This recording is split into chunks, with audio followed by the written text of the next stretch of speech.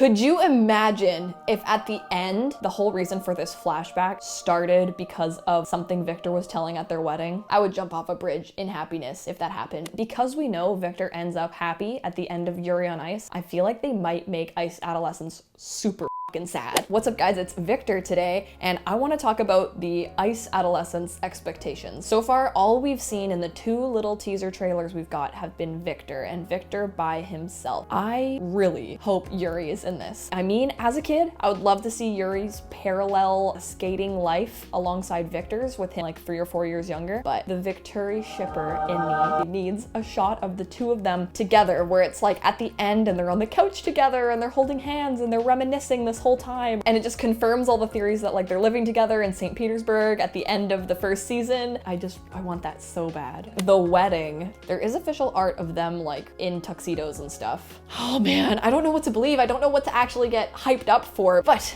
other things. A hair cutting scene. Now, this could go multiple ways. This could be Anne Hathaway and Les Mis type hair cutting scene, or this could be Haruhi from Oron type of hair cutting scene. You know, we could get tears, or we could be like, yeah, I got bubblegum in it and I cut it for that reason. I think it would be really cool if they explore like Victor's androgyny and how he like appears very feminine on the ice, and if they delve into like how he started to appear more masculine and stuff like that. That would be really awesome, and I feel like the creators of Yuri on Ice could handle that in a really, really cool way. Another thing is Victor's family. It kind of seems like Yakov is his only family, and the other weird skaters at the rink. Was he adopted? I joke around like Victor grew up in the gulag and, you know, had a hard time and then discovered ice skating once when he was cast away on a Siberian iceberg.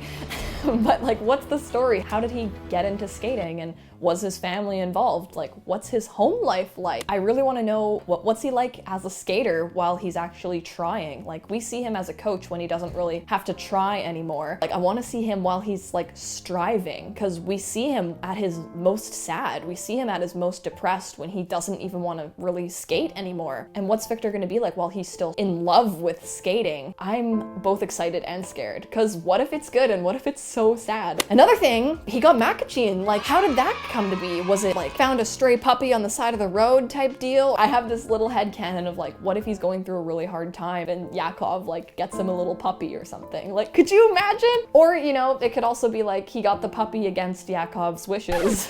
So I asked on Instagram, and a lot of people are also very curious if we're gonna see Yurio at all. He would be really young. Also, if we're going through time, will we see Victor's point of view of the beginning of Yuri on Ice? Him seeing Yuri at the Grand Prix final, where he completely failed, where the first episode starts? That would be cool. I do love a good fanfic that writes it from Victor's perspective. Actually, there's one written by Pro Antagonist that's like the best Yuri on Ice fanfiction I've ever read. I would love to be in Victor's head for that moment at the beginning of the show. Also, in the trailer, there's a bird.